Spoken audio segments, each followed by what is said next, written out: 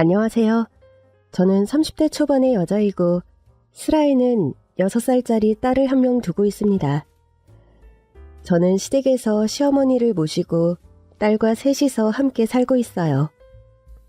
저희 시댁이 그리 큰 부자는 아니지만 옛날부터 살던 마당이 꽤 넓은 단독주택입니다. 2층 단독주택으로 집 규모가 꽤 큰 편이었고 저나 남편이나 시부모님과 사이가 무척 좋아서 결혼과 동시에 자연스럽게 시집살이를 시작하게 되었습니다. 그러나 어느 날 갑자기 발생했던 2년 전의 화재 사고. 화마가 저희 시댁 주택을 삼키던 그날의 사고 이전에는 시아버지, 남편, 시어머니, 나, 그리고 딸아이. 이렇게 5 식구가 복닥거리며 살던 집이었는데 화재가 난 그날 시아버지와 저희 남편은 부상이 심해 한날 한시에 부자가 명을 달리하고 말았어요. 저는 그때 또 하필 외국으로 유학을 나가 있던 때였고 코로나 사태가 심각하던 때라 남편 장례식에도 참석하지 못했습니다. 어머님, 이게 대체 무슨 일이에요? 갑자기 집에 왜 이렇게 큰 불이... 내가 어린이집에 예슬이 데리러 다녀온 사이에 기름 보일러에 문제가 생겨서 그런 큰 불이 나고 말았다는구나. 진작에 보일러 갈자고 내가 그렇게 말을 했는데 이런 사달이 나려고. 어머님, 집에 이런 변이 일어나는 줄도 모르고 저만 타지에서 재공부한다고 학교 다니고 바로 와보지도 못해서 너무 죄송했어요. 어머니 혼자 대체 이 엄청난 일을 어떻게 감당하고 처리하셨어요. 그렇게 코로나 전염병이 극성이던 시국이라 방역 지침이 까다로워 저는 그렇게 화마의 사고로 한날 한시에 명을 달리한 남편과 시아버지의 장례와 발인도 참석하지 못하는 비극을 겪어야 했습니다. 네가 일부러 오기 싫어서 그런 것도 아니고 너도 미루던 유학 겨우 떠나서 공부하던 중에 이렇게 학업도 다 마치지 못하고 귀국하게 되지 않았니? 그나저나 한 집의 남자들이 이렇게 황망히 떠나버려서 이제 우리는 어떻게 사니? 그나마 우리 어린 예슬이가 어린이집에 있는 동안 사고가 나서 예슬이가 무사하다는 게 불행 중 다행이긴 하다만. 어머님, 그래도 저랑 예슬이가 있으니 너무 걱정 마세요. 그 사람 가는 마지막 얼굴, 그걸 제가 보지 못했다는 게 못내 너무 마음에 걸리네요. 집 걱정은 하지 말고 당신 하고 싶은 공부 마음껏 하고 오라고 한 사람인데 이럴 줄 알았으면 그깟 유학이 뭐라고 좀 천천히 떠나도 되는 건데. 그렇게 화재 사고로 시아버지와 남편을 여의게 된 저와 시어머니였습니다.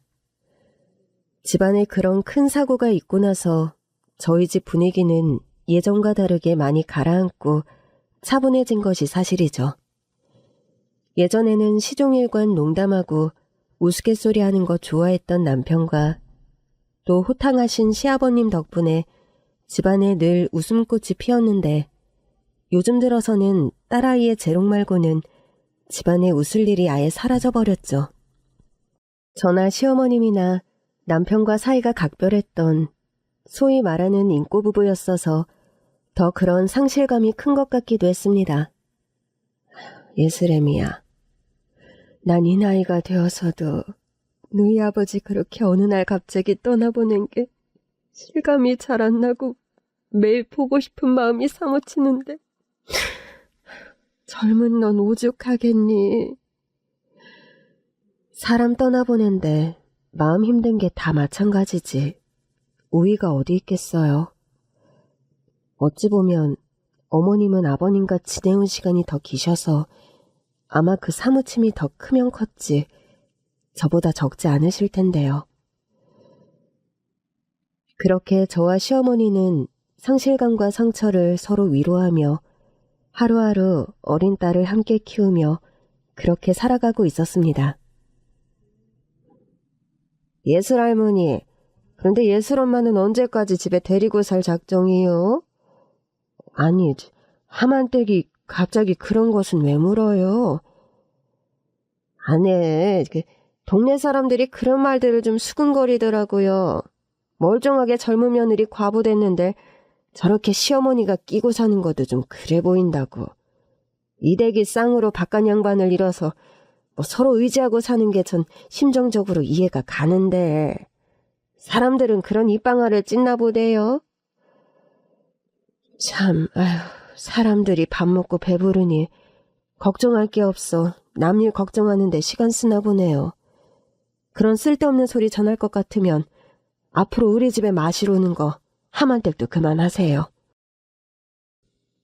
시어머니는 그렇게 불쾌한 티를 내가며 동네의 수다쟁이 아주머니를 쫓아내듯 집 밖으로 내보내시더군요. 영화 대사 중에 그런 말이 있었습니다. 울어라, 너 혼자 울 것이다. 웃어라, 세상이 너와 함께 웃을 것이다. 집안의 모진 풍파와 비극을 겪다 보니 새삼 이 비정한 말의 진리를 뼛속 깊이 깨우치게 되더군요. 세상 사람들은 저희 집에 일어난 비극과 그에 따른 슬픔에 아무 관심이 없는 것 같았어요. 그저 원색적인 호기심을 가지고 늙은 과부와 젊은 과부가 사는 음산한 집. 남자 2명이 한나란시에 동시에 명을 달리한 재수없는 집터. 동네에서 그런 소문이 나면서 심지어 저희 딸아이가 그런 놀림을 받기까지 했습니다. 엄마. 아니, 예슬아, 오늘 유치원에서 무슨 일 있었어? 왜 애가 끝나고 오자마자 이렇게 우는 거야, 응? 엄마, 저기 신영이란 애가 나는 동네에서 제일 재수없는 집 딸이래. 우리 집에 불이 나서 그렇게 할아버지랑 아빠랑 돌아가신 거 우리 집이 재수없어서래. 나보고 귀신 나오는 집에 사는 애라고 막 애들이 놀렸어.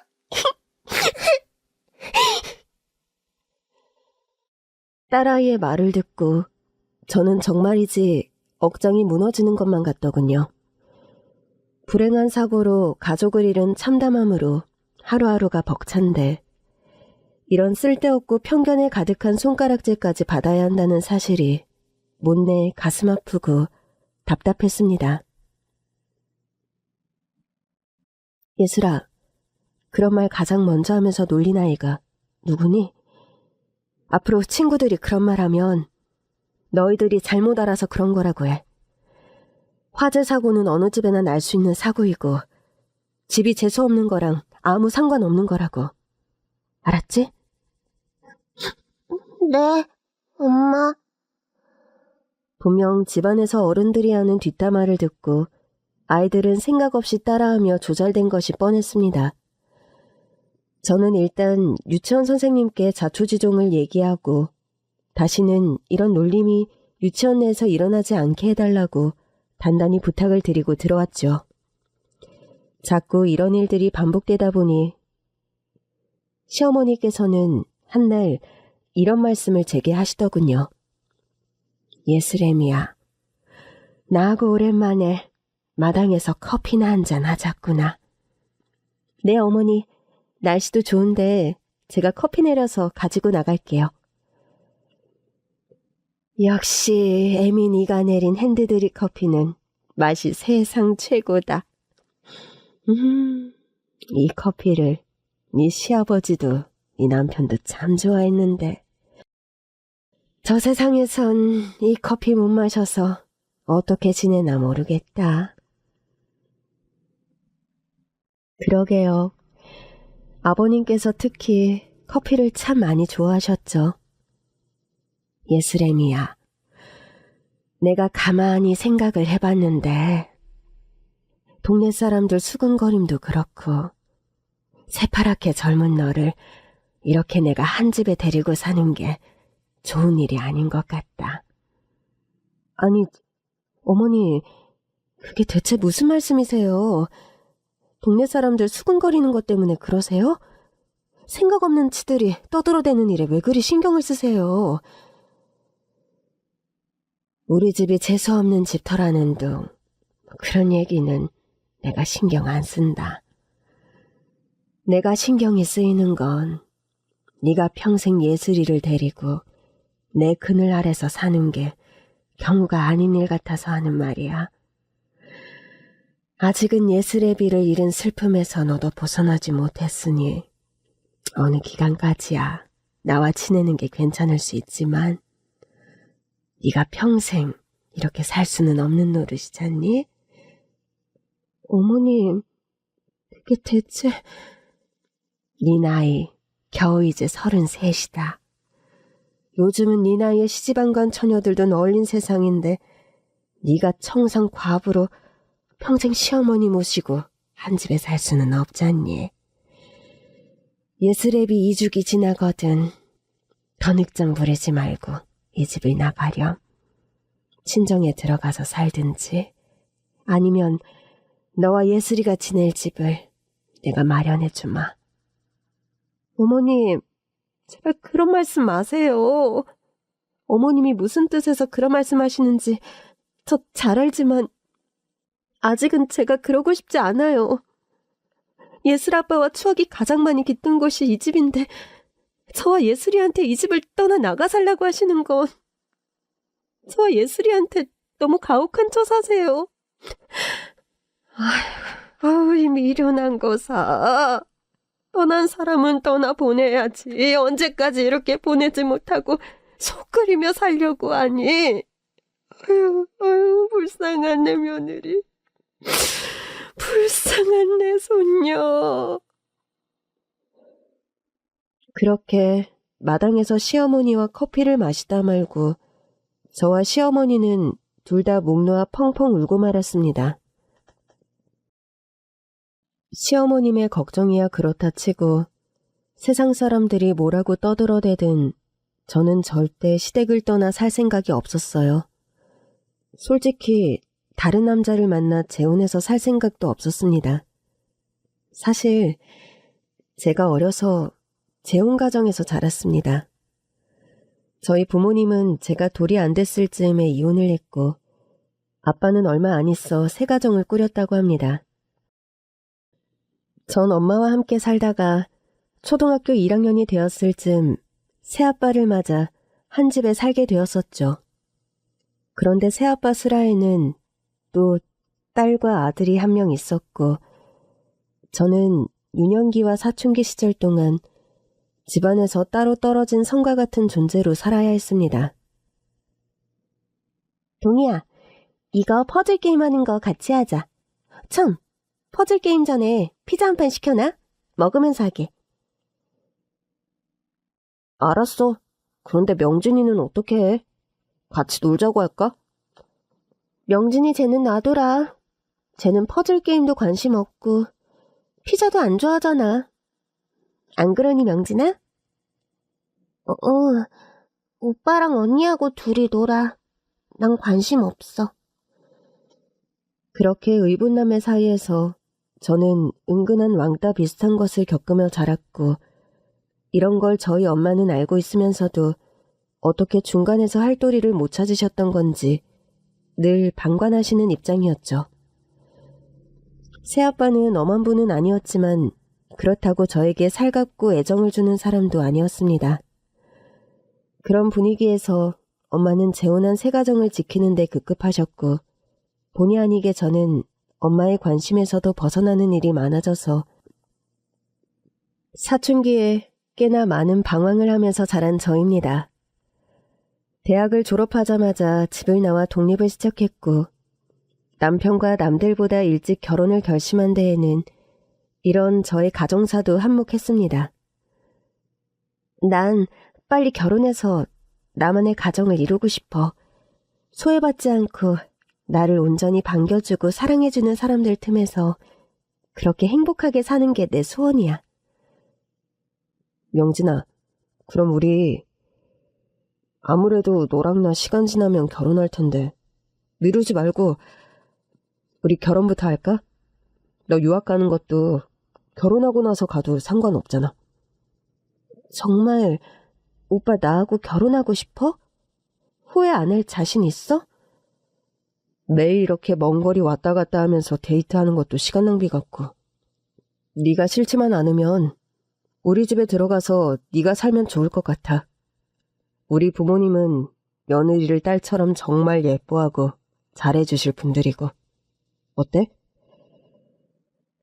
저는 그렇게 남편과 결혼도 일찍 하게 되었던 겁니다. 남편은 무남동녀 외아들로 자랐는데 가정환경이 무척 화목했어요.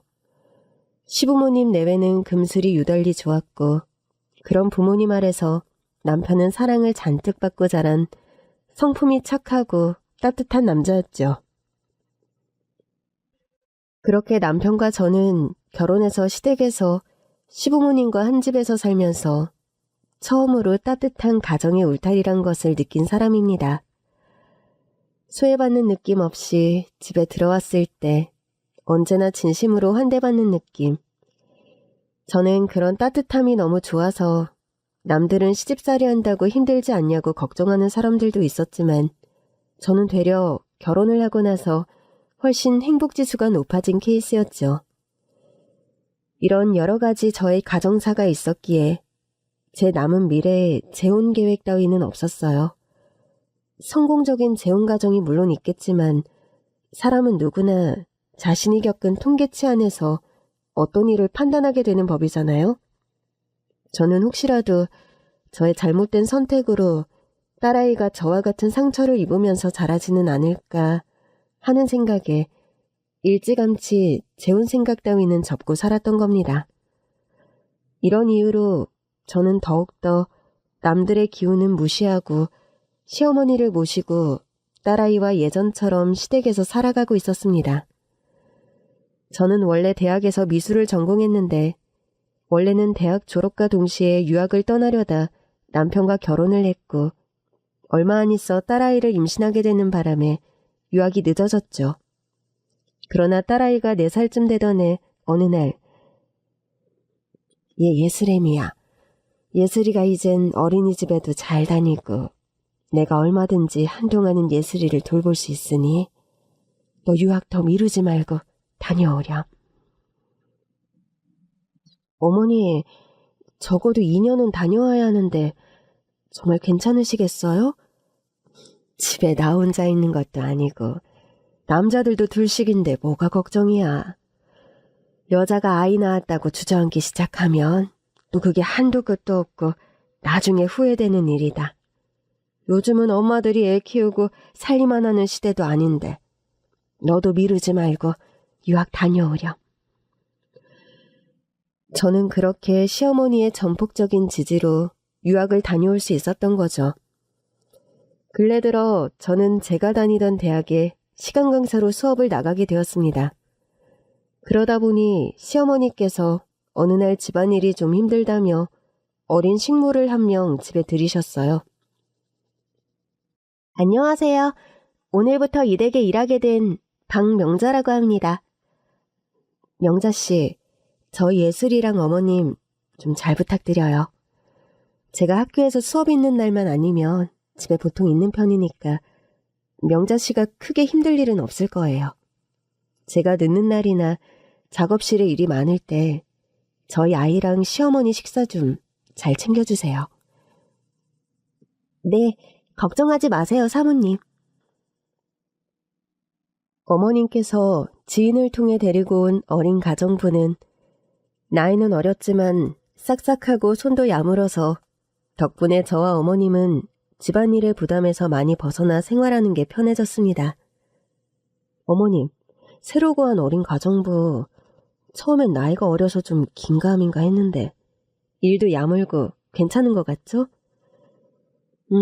저기 건너 동네 사는 박 교수 사모님께 추천받아 데리고 온 아이인데 고아원에서 독립해 나온 지 얼마 안 된 애인데 애가 아주 착실하고 부지런하다더니 잘 구한 것 같구나.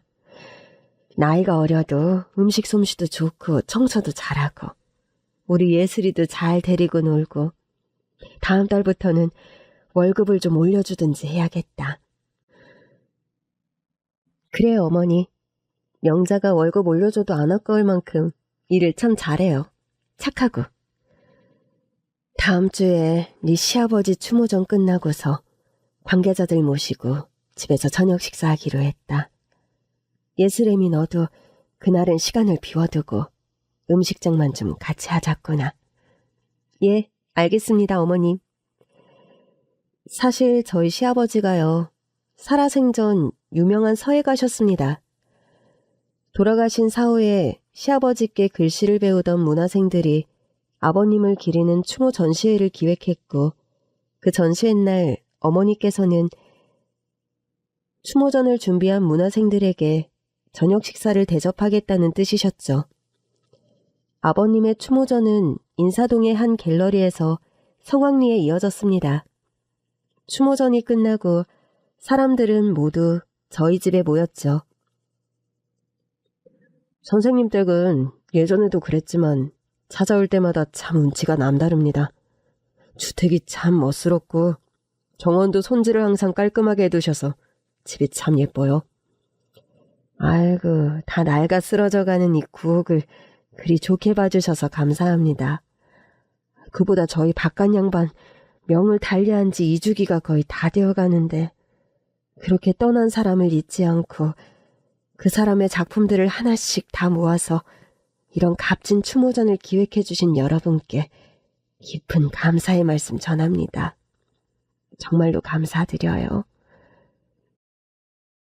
저희 아버님 가시는 길이 여러분들 덕에 허망하지 않고 외롭지 않게 되었습니다. 정말 감사드립니다.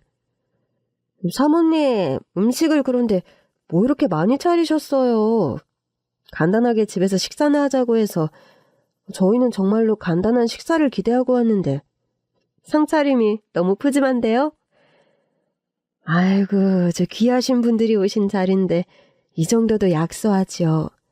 많이들 드시고 약주도 천천히 드시고 하세요. 모자란 거 있으심 언제든 말씀하시고요. 그렇게 아버님의 지인들을 챙기며 저녁 식사 자리가 한창 무르익어 가는데 부엌 식탁에 앉아 잠깐 쉬고 있던 저에게 어린 가정부가 다가와 귓속말을 하는 겁니다. 사모님, 기회예요. 저 지금 당장 따라 나오세요. 아니, 기회라니 그게 무슨 말이니? 사모님, 제발 아무것도 묻지 마시고 저 좀 따라 나오세요. 나오셔서 사모님 눈으로 보시면 다 알게 될 테니까요. 어린 가정부는 대뜸 제 손을 끌며 밖으로 향했고 저는 좀 어리둥절한 기분으로 그 애를 따라갔습니다. 명자야, 대체 무슨 일이길래 그래? 날 데리고 너 지금 어디로 가는 거니? 명자가 제 손을 끌고 도착한 곳은 시댁의 뒷마당이었어요. 그리고 명자가 시댁 뒷마당의 지하 창고문을 연 순간 저는 너무 깜짝 놀라 악소리를 지르며 뛰쳐나오고 말았습니다. 지하 창고방 안에는 키가 크고 얼굴 한쪽이 심하게 일그러진 남자가 창고방 구석에 소파에서 잠들어 있었던 겁니다. 명자야, 저 남자 도대체 누구니? 이게 대체 무슨 일이야? 사모님, 심호흡 한번 크게 하시고 다시 들어가서 천천히 보세요. 잠들어 있는 저 남자분의 다른 쪽 얼굴을 보면 누군지 아시게 될 테니까요. 저는 이상한 예감에 명자가 시키는 대로 심호흡을 한번 크게 한 뒤 다시 지하 창고방 문을 열고 들어갔습니다. 심한 화상상처 비슷한 것으로 피부가 많이 일그러지지 않은 반대쪽 얼굴을 손으로 슬쩍 돌려보았죠. 저는 남자의 얼굴을 확인한 순간 폭풍 오열을 하며 그 남자를 사정없이 흔들어 깨울 수밖에 없었습니다. 예슬이 아빠 맞지? 당신 설마 이렇게 살아있었던 거야? 이렇게 멀쩡하게 살아있으면서 어떻게 감쪽같이 죽은 사람처럼 그동안 행세를 한 거야? 제 서술에 자리에서 벌떡 일어난 남편이 당황한 얼굴로 저를 쳐다보더군요. 아니, 대체 당신이 여기 어떻게... 내가 여기 지내는 건 어머님하고 저 아이밖에 모르는 일인데. 명자, 내가 널 고용하는 조건으로 분명히 비밀을 지키라고 했는데 이게 무슨 짓이야? 사장님 정말 죄송합니다. 저를 가정부로 고용하시면서 사장님께서 뒷마당 지하창고에 이렇게 치과하듯 생활하시는 거 사모님께 절대 비밀로 하기로 했습니다만 사모님께서 하루도 사장님을 그리워하지 않는 날 없이 눈물로 밤 지새는 걸 제가 몇 번이나 봤기 때문에 이런 비정상적인 상황은 제 선에서라도 빨리 알려야 할 것 같아서요. 오지랖이었다면 정말 죄송합니다. 당신, 지금 이건 명자를 탓할 일이 아니야. 이렇게 멀쩡히 살아있으면서 어떻게 날 이렇게 감쪽같이 속이느냐 말이야. 화상으로 얼굴 반이. 보시다시피 난 이렇게 괴물처럼 변해버렸어. 한쪽 다리도 거의 움직이지 못해서 걸어다니는 것도 힘들어. 이렇게 방에 틀어박혀 평생을 운신 못하는 신세가 됐는데 이런 꼴을 어떻게 당신한테 보이니? 예술이한테도 당신한테도 도저히 이런 나의 모습을 보여줄 수 없었어. 그래서 어머니한테 부탁했던 거야. 나의 이런 상황을 당신에게 얘기하면 난 정말 죽어버리겠다고. 어머니께 협박 비슷하게 부탁을 했고 내 성격을 어머니가 아시니까 지금껏 날 여기에 숨기고 살아오신 거야. 미련한 인간아. 당신 얼굴 한쪽이 상하고 다리 한쪽이 망가진 게 어때서? 얼굴이 망가지고 다리가 하나여도 당신은 여전히 당신, 김찬우가 맞잖아. 꿈속에서도 당신이 그리워서 내가 얼마나 마음이 아팠는데. 그래도 고마워. 당신 이렇게 살아있어줘서 너무 고마워. 명진아, 예슬이 엄마. 저는 그렇게 거의 2년 만에 죽은 줄 알았던 남편과 기적적인 상봉을 하고 얼싸안고 한참을 펑펑 울었습니다. 그렇게 남편과 울고 있는데 손님들이 돌아가셨는지 시어머니께서 창고방으로 오셨더군요. 예슬미야. 어머님, 대체 이게 무슨... 명자가 큰 마음 먹고 절 이곳으로 데리고 오지 않았더라면 어머님 전 평생 이 사람을 죽은 사람으로 알고 살 뻔하지 않았어요. 이 사람이야 그렇다 쳐도 어떻게 어머님까지... 미안하다. 찬우의 뜻이 워낙 완강해서 내가 어떻게 막을 도리가 없었다. 화재 사고로 네 시아버지가 그렇게 황망히 명을 달리하고 찬우까지 화상으로 저 지경이 되어서 너에게 사실을 말하면 죽어버리겠다고, 더는 살고 싶지 않다고 하도 말을 하는 바람에 내가 헛입을 놀려 정말 찬우마저 잘못된 선택을 할까봐 내가 겁이 나서 말을 못했구나. 미안하다, 예슬렘이야. 아니에요, 어머님. 그간이 모든 사실을 숨기고 생활하려고 하신 어머님 심정이 오죽하셨겠어요.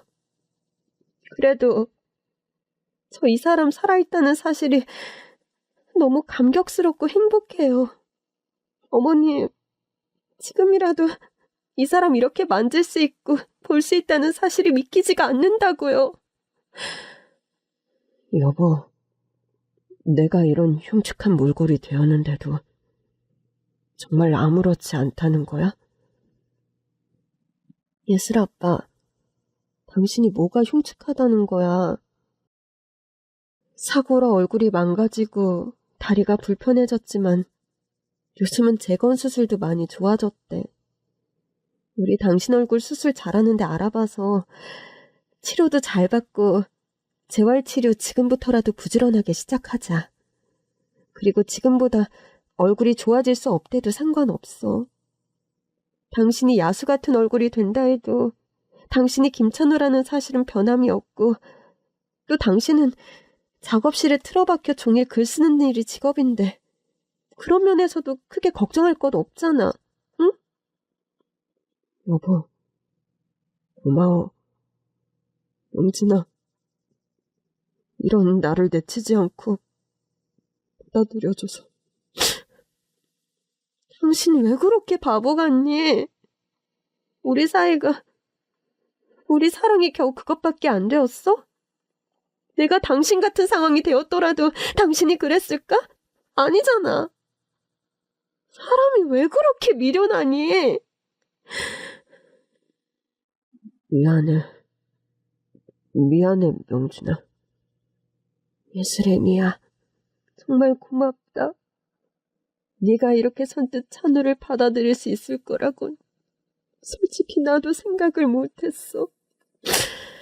하루에도 몇 번씩 사실을 너에게 말해야 할까? 아니야, 그랬다가 네가 충격을 먹어서 영영 떠나버린다면 그걸 또 어떻게 찬우가 받아들일지 몰라. 늘 노심초사하며 지냈단다. 어머니, 이제는 그만 우세요.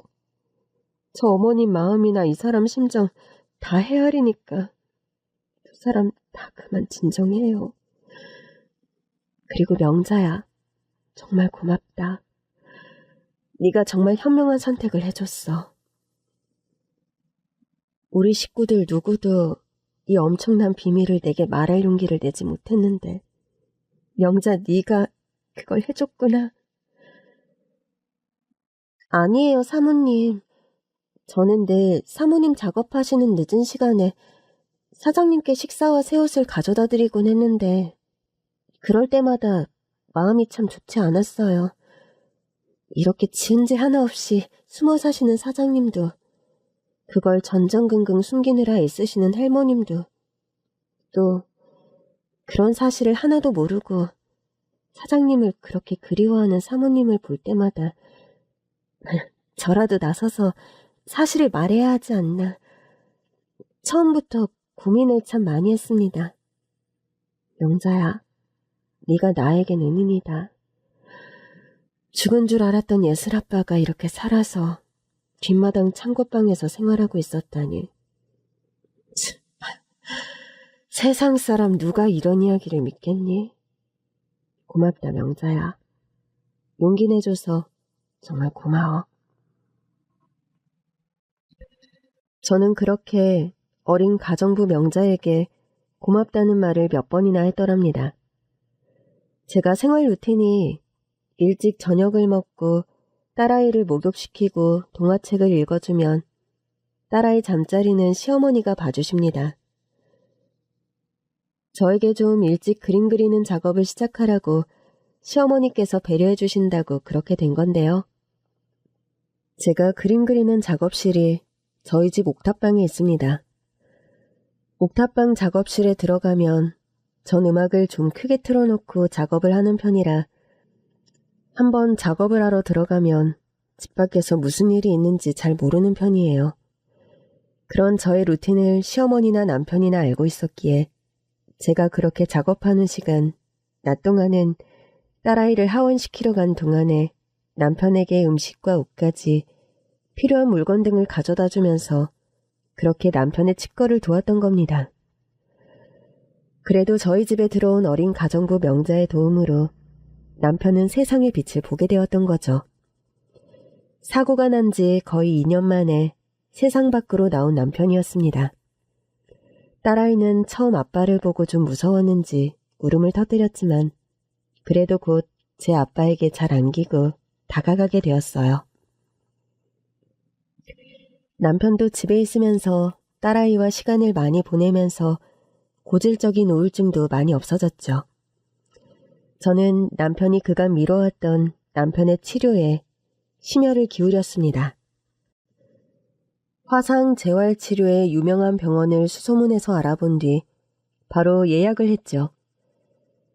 지금부터라도 일단 재건 수술을 받으시고 손상된 관절을 유연하게 회복하는 운동을 하셔야 합니다. 다리 쪽은 수술 예후가 좋으면 걸어 다니는데 큰 무리가 없을 정도로 회복될 가능성도 보이고요. 환자를 옆에서 최대한 잘 간호할 테니 선생님 제발 잘 부탁드립니다. 저희 남편 제발 잘 걸어 다닐 수 있게 수술 좀 잘 해주세요. 남편은 그렇게 치료도 거의 포기하고 살다시피 하다가 뒤늦게 수술도 받고 재활치료도 받게 되었습니다. 다리 수술과 얼굴 피부 재건 수술을 동시에 받게 되었는데 다행히 수술 결과는 나쁘지 않았습니다. 수술 후의 재활치료 과정이 녹록지 않았지만 저는 남편이 살아 돌아왔다는 기쁨에 힘든 줄도 모르고 정말 옆에서 열심히 그 사람의 재활치료를 도왔죠. 예슬이 아빠, 우리 한 걸음만 더 걸어가 보자. 지금 힘든 거 알지만 수술하고 바로 움직여줘야 당신 굳은 관절이 빨리 부드러워진대.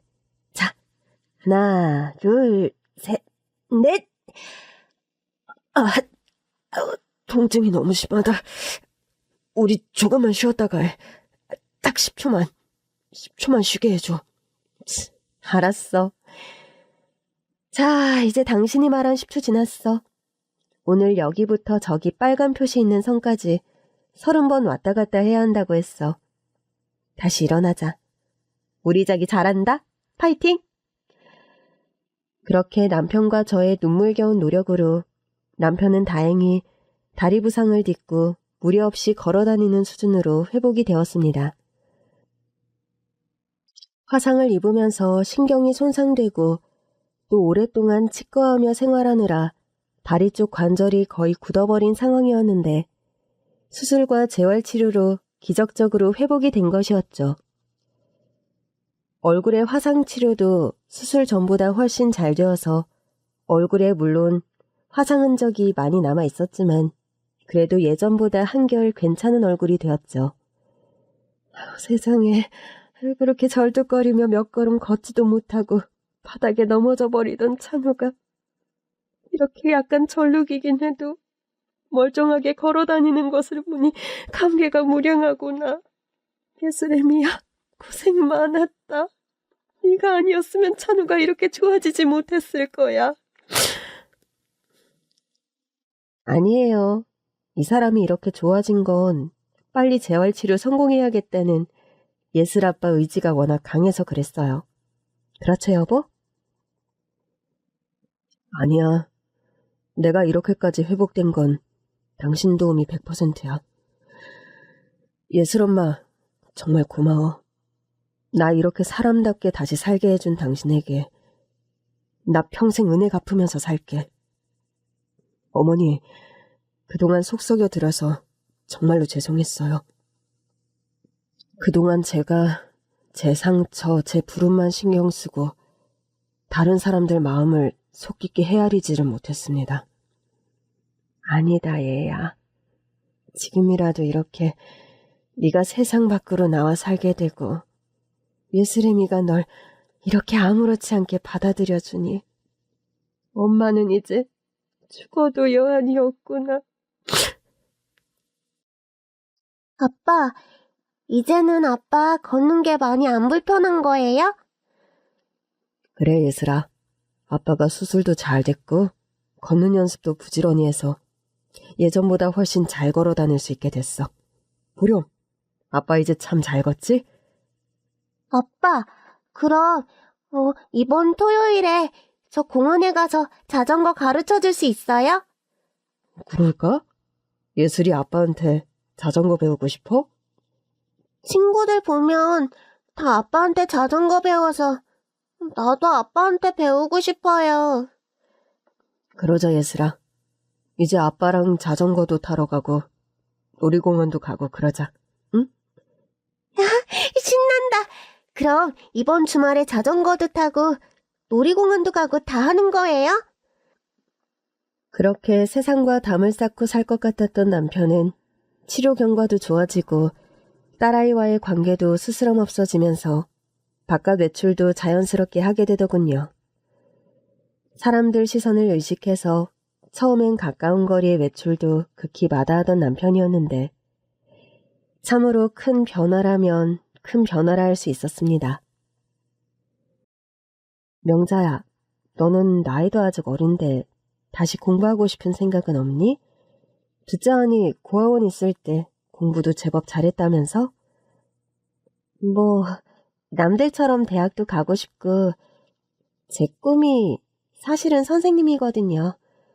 그런데 아직은 형편이 여의치를 않아서 이 댁에서 한 몇 년 일하면서 돈 모은 다음엔 재수학원도 등록하고 대학교도 가보려고 생각하고 있어요. 명자야, 그럼 더 미루지 말고 앞으로 반나절 정도는 집안일을 쉬고 네 공부를 하렴. 공부하는 시간 동안 일당은 원래대로 줄 테니까 걱정하지 말고. 그리고 네가 원하는 대학에 합격하면 첫 해의 등록금은 아줌마가 지원해 줄게. 사모님, 정말 그렇게 해도 되겠어요? 그럼 사모님께서 저 대신 해야 할 집안일이 많이 늘어날 텐데요.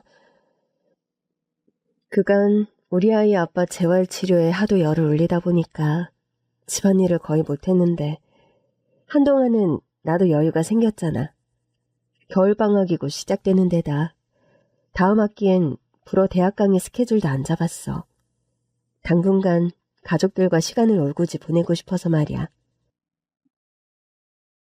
나도 여유가 돼서 하는 소리니까 이번 입시 제대로 준비 한번 해보렴. 저는 어리지만 현명한 판단을 내려서 남편을 세상 밖으로 나오게 해준 명자에게 큰 고마움을 느끼고 있었습니다. 해서 착하고 성실한 그 아이에게 뭔가 보답을 해주고 싶은 마음이 있었죠. 명자는 그렇게 하루 반나절 공부에 매진하는 시간을 가지고 그의 대학 입시에 지원을 했습니다. 그런데 원체 공부머리가 있던 아이라 그런가 대학 입시 첫 도전에 원하던 교육대학에 합격을 했지 뭐예요? 사모님, 저 땡땡 교육대학에 차석으로 합격했어요. 오후부터 저녁 시간까지 줄곧 공부하게 해주신 사모님 덕분에요. 게다가 비싼 재수종합반 학원비까지 지원해주시고 사모님 은혜는 절대로 잊지 않겠습니다. 명자 너도 우리 집의 큰 은인인데 이젠 우리 서로가 은인이 되었구나? 그렇게 명자는 그의 대학생이 되어서 저희 집을 나가게 되었습니다. 일손 야물고 정이 많이 든 가정부 명자를 떠나보내려니 마음이 많이 섭섭하더군요. 그래도 젊고 앞길이 창창한 그 아이가 원하는 대학에 합격해서 떠나는 길이라 마음은 한결 가벼웠어요. 명자야, 그간 우리 집에서 고생이 아주 많았다. 초반엔 우리 며느리 몰래 찬우한테 식사 가져다 주느라 네가 늘 노심초사했지. 그러게요. 가끔씩 사모님이 옥탑방 밖으로 나와 서 계실 때가 있어서 제가 그런 찰나에 사장님께 다녀오다 사모님과 눈이라도 마주치면 뭐 도둑질하다 걸린 사람처럼 심장이 벌렁 내려앉곤 했어요. 가끔 그래서 네가 마당에 커다란 쟁반 들고 서 있다가 날 보면 그렇게 깜짝 놀랐던 거구나? 내가 물어보면 자꾸 이상한 변명하며 둘러대서 난 쟤가 왜 저러나 싶었는데 모두 다 지난 내 불찰 탓이지 뭐. 명자야, 이건 내가 주는 장학금이다. 이걸로 생활하는데 꼭 필요하는데 보태 쓰렴. 그렇게 남편도 명자에게 꽤 큰 돈의 장학금을 쥐어주었지요. 명자는 무척 고마워하면서 저희 집을 떠났고 그 후로도 종종 방학을 하거나 시험이 끝났을 때 저희 집에 자주 놀러오고 또 저희 어린 딸 예슬이와도 무척 잘 놀아준답니다. 명자가 다니는 교육대학이 저희 집과 멀지 않은 곳에 있어서 명자는 학교 기숙사에서 생활을 하지만 일주일에 한 번 정도 저희 딸아이 공부를 봐주는 과외 아르바이트도 시작했죠. 여보, 당신 우리 집에 화재 사고 나고 그런 복잡한 일들 겪으면서 공부를 제대로 마치지 못하고 왔는데 더 늦기 전에 다시 유학 가서 마치려던 과정 다 마치고 오는 게 어때? 나야 그러면 좋겠지만 당신은 괜찮겠어? 길게도 아니고 당신 반년 정도면 목표했던 과정 다 졸업하고 오는 거잖아. 휴학하는 기간도 정해져 있을 건데 더 미루지 말고 다녀와. 나도 이제 몸도 많이 회복됐고 여기서 나도 매일 글 열심히 쓰고 있을게. 당신 글에서 손 놓은 지 오래인데 다시 시작할 수 있겠어? 솔직히 뒷마당 지하 창고방에 갇혀 지낼 땐 그리고 뭐고 아무것도 손에 안 잡히고 우울한 생각밖에 안 들었었는데 세상 밖으로 나와서 당신이 날 받아들여주고 또 수술하고 재활치료 받으면서 몸도 좋아지니까 다시 글 쓰고 싶은 마음이 간절해졌어. 그간 풀어내고 싶은 이야기들도 많이 쌓인 느낌이고. 그래, 그럼 당신도 열심히 작업하고 있어. 나도 유학 다시 가서 과정 다 마치고 올게. 저는 시어머니께도 양해를 구한 뒤 마치지 못한 공부를 마무리하기 위해 다시 유학길에 올랐습니다. 예스레미야, 그간 네가 찬우 재활치료 돕느라 얼마나 고생이 많았니. 이젠 찬우도 세상 밖으로 나와 잘 지내고 예슬이도 지 아빠가 있어서 너무 좋아하니 집안일은 걱정 말고 유학 잘 다녀오너라. 내 어머니 반년 정도면 과정이 다 끝나니까 그때까지만 어머님께서 좀 고생하고 계세요. 예슬아, 엄마가 저기 프랑스 파리에 가서 미술 공부 마치고 올 건데 예슬이 그동안 엄마 보고 싶다고 울지 않고 아빠랑 할머니랑 잘 지낼 수 있지? 아빠도 예슬이랑 잘 놀아주시고 할머니도 있으니까 엄마는 예슬이 걱정하지 말고 엄마 공부 부지런히 하고 오세요. 아휴, 우리 예슬이가 언제 이렇게 다 컸지? 저는 그렇게 가족들의 응원을 받으며 다시 유학길에 오를 수 있었습니다. 인천공항 국제선 청사에서 비행기를 기다리며 앉아있는데 문득 2년 반 전 집안의 화재 사고를 듣고도 공항에 발이 묶여 동동거리던 제 모습이 떠오르더군요. 공항에서 코로나 검사를 받았고 검진 결과가 나올 때까지 귀국이 거절되어서 혼자 공항에서 펑펑 울던 제 모습이 생각나 문득 울컥한 기분이 들었습니다. 그때는 남편이 사고로 세상을 떠났다는데 당장 가보지 못하는 제 처지가 정말이지 절박했는데 지금 이렇게 살아 돌아온 남편을 상봉하고 가족들 오롯이 잘 지내고 있다는 것이 꿈처럼 느껴졌어요. 저는 어느 때보다 가벼운 발걸음으로 파리행 비행기에 몸을 실었습니다.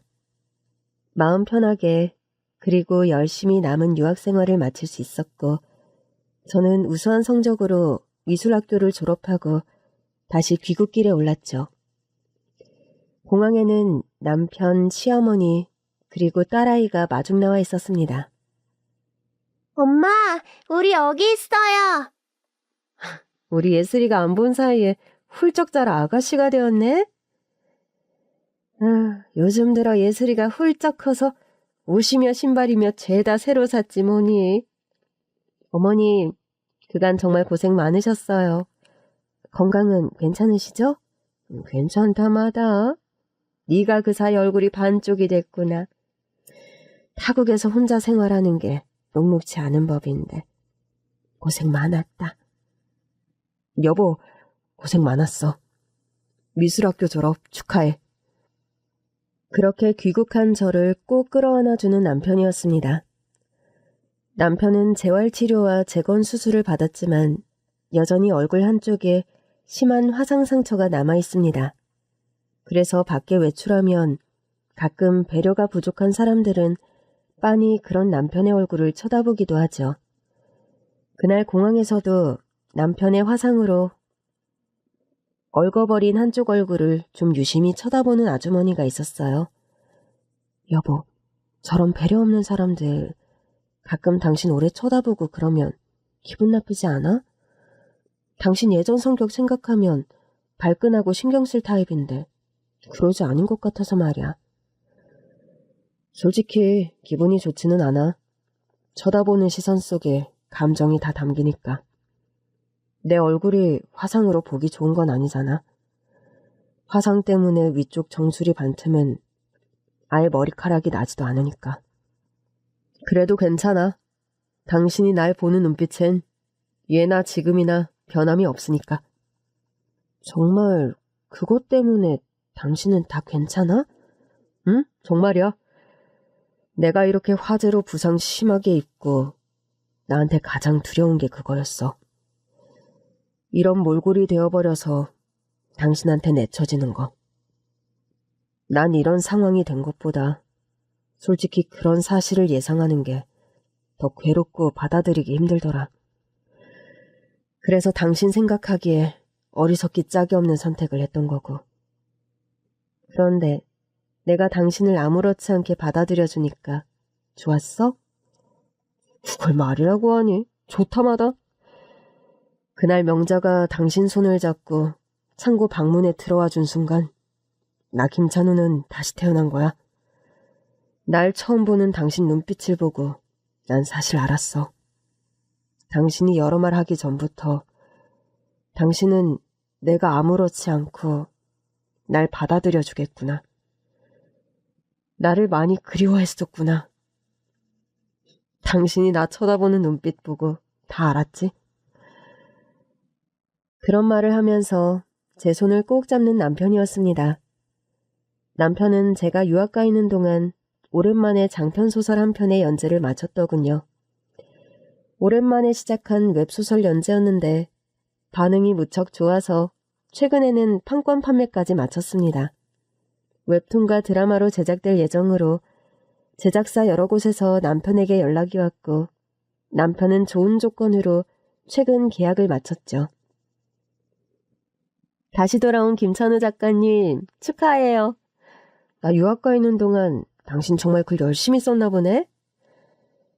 당신 유학 마치고 돌아오면 스펙도 좋아지고 더 멋진 여자가 돼서 돌아올 텐데 나도 질 수 없잖아. 참, 당신 전시회 준비는 잘 되어가? 다음 달이면 오픈이라 막바지 준비로 요즘 솔직히 스트레스가 심하네. 큰맘 먹고 유학까지 다녀왔는데 작품이 생각보다 후지고 별로다 뭐 그런 소리 들으면 안 되는데 걱정이야. 파리 있을 때 주로 그린 작품들 위주로 전시하려고 하는데 뭐 최선을 다해봐야지.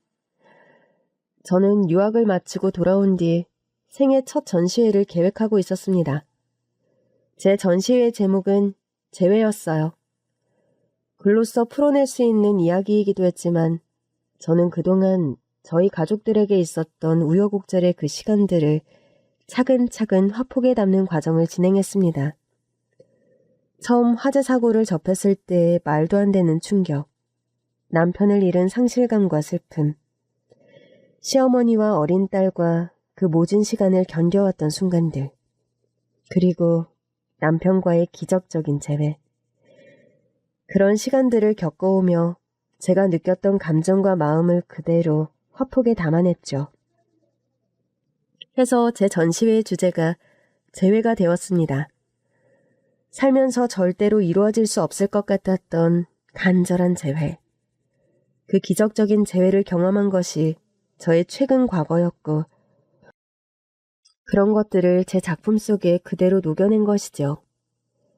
최선을 다해 쏟아부은 작품들이어서 후회는 없었습니다. 담백한 마음으로 큰 기대 없이 전시회를 오픈했는데 다행히 반응은 아주 좋았습니다. 권위 있는 미술 잡지에서 제 전시회를 아주 괜찮게 품평해주는 바람에 제 첫 전시회는 원래의 전시 기간을 훌쩍 넘겨 앵콜 전시를 이어가게 되었습니다. 전시 막바지에는 매스컴들에서도 제 전시회를 많이 다루어 주어서 작품의 90%가 판매가 되는 기염을 토하게 되었네요. 예술엄마, 잘 나가는 전업작가가 된 거 축하해. 난 당신이 꼭 화가로 인정받는 날이 올 줄 알았어. 여보, 이번 전시가 가능했던 건 당신과의 시간들이 있어서 가능했던 거야. 힘들고 끔찍했고 또 당신이 세상에 없다고 생각해서 너무 슬펐는데 그런 시간들이 축적돼서 나올 수 있는 작품들이었어. 내가 그럼 그렇게 치과했던 게 당신한텐 행운인 건가? 뭐라고? 그렇다고 앞으로 그런 말도 안 되는 도망갈 생각은 절대 하면 안 돼? 알았어? 알았어. 당신하고 이렇게 웃으면서 당신 전시회를 보게 되다니 꿈만 같다. 가족들의 축하를 받으며 저는 그렇게 전시회의 마지막 날을 보냈습니다. 여러분께서도 꼭 이루어졌으면 하는 재회의 순간이 있으신지요? 있으시다면 기적 같고 행복한 재회의 순간을 꼭 맞으시길 진심으로 기원합니다. 긴 얘기 들어주셔서 정말 감사합니다.